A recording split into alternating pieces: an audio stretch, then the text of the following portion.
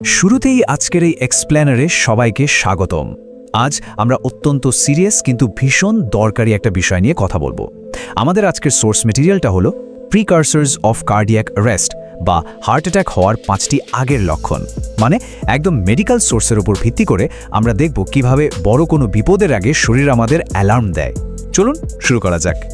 এখন শুরুতেই একটা বড় প্রশ্ন চলে আসে, একটি হার্ট অ্যাটাক কি আগে থেকে অনুমান করা সম্ভব? ভাবুন তো ব্যাপারটা, হঠাৎ করে ঘটে যাওয়া একটা মারাত্মক হার্ট অ্যাটাককে আগে থেকে আঁচ করতে পারাটা কিন্তু চিকিৎসা বিজ্ঞানের বিশাল একটা রহস্য।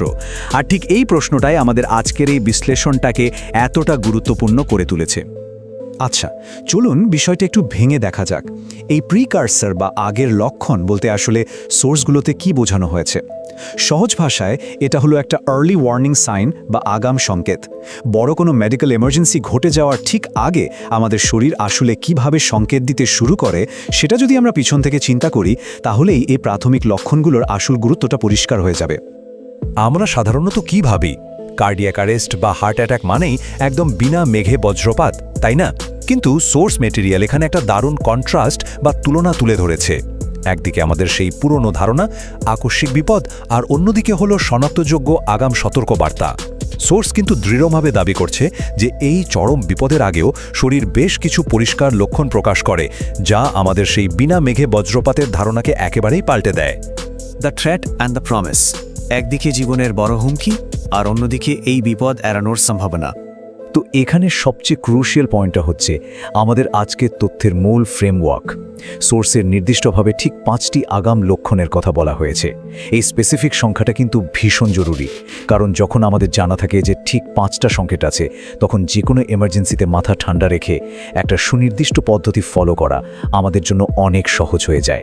নম্বর 1, যে কোনো মেডিকেল চেকলিস্টের ক্ষেত্রে এই প্রথম ধাপটার গুরুত্ব কিন্তু অপরিসীম। এই প্রথম সংকেতটা ব্রেনে সেট করে নেওয়ার মানেই হলো আমরা স্বাস্থ্য সচেতনতার একটা ক্লিয়ার মেন্টাল রোডম্যাপ তৈরি করে ফেলছি। এই ইনিশিয়াল ইন্ডিকেটর বা প্রাথমিক নির্দেশক সম্পর্কে সঠিক ধারণা থাকাটা আসলেই গেম চেঞ্জার হতে পারে। এর মানে হলো একটা আকস্মিক মেডিকেল ইমার্জেন্সিকে আমরা এমন একটা ঘটনায় রূপান্তর করছি যা চাইলেই আগে থেকে অবজার্ভ করা সম্ভব। এই প্রথম সূত্রটা ধরতে পারা মানেই বিপদের এক ধাপ আগে থাকা, একদম আক্ষরিক অর্থেই। এরপর আসছে 2 নম্বর ধাপে। বিষয়টা অত্যন্ত স্পর্শকাতর ঠিকই, কিন্তু এই সিকোয়েন্স বা ধারাবাহিকতাটা দ্রুত বোঝাটা ভীষণ দরকার। এই সংখ্যাগুলো শুধু লিস্টের এক একটা পয়েন্ট নয়, এগুলো হচ্ছে শরীর থেকে আসা এক একটা জরুরি অ্যালার্ম।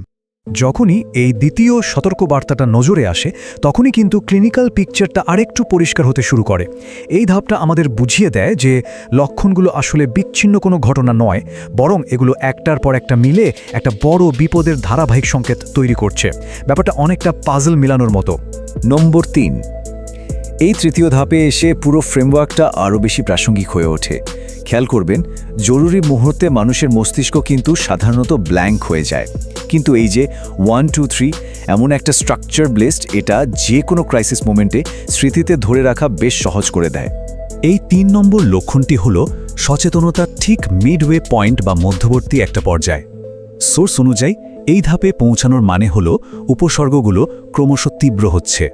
এই পর্যায়ে এসে কোনোভাবেই কিন্তু এই ক্রমবর্ধমান সংকেতগুলোকে ইগনোর করা যাবে না। এটা এমন একটা ভাইটাল পয়েন্ট যেখানে সচেতনতা সবচেয়ে বেশি কাজে দেয়। চলুন 4 নম্বর সংকেতটাতে যাওয়া যাক আর দেখি ব্যাপারটা কিভাবে আরও বিল্ড আপ করে। এই পর্যায়ে এসে পরিষ্কার বোঝা যায় যে প্রতিটি ধাপের সাথে সাথে পরিস্থিতি কিন্তু ক্রমশ জটিল হচ্ছে। এই চতুর্থ সংকেতটি মূলত একটা ক্রিটিক্যাল থ্রেশহোল্ড বা চরম সীমানার কাছাকাছি যাওয়ার নির্দেশ করে। 5টি আগের লক্ষণের যে লিস্ট সোর্সে দেয়া আছে, তার মধ্যে এই চতুর্থ পর্যায়টা হলো সবচেয়ে সংকটাপন্ন একটা মুহূর্ত। এই ধাপে পরিস্থিতি খুব দ্রুত হাতের বাইরে চলে যেতে পারে, তাই এটা একেবারেই চরম সতর্কতার একটা পর্যায়। আর অবশেষে আমরা এসে পৌঁছালাম একদম শেষ সংখ্যাটিতে 5। এর মাধ্যমেই সোর্সে দেওয়া সেই স্পেসিফিক আর অত্যন্ত গোছানো ধাপগুলোর সমাপ্তি ঘটছে। এবং এটা চমৎকারভাবে তুলে ধরে যে কিভাবে এই পঞ্চম আর চূড়ান্ত সতর্ক বার্তাটি পুরো পিকচারটাকে কমপ্লিট করে।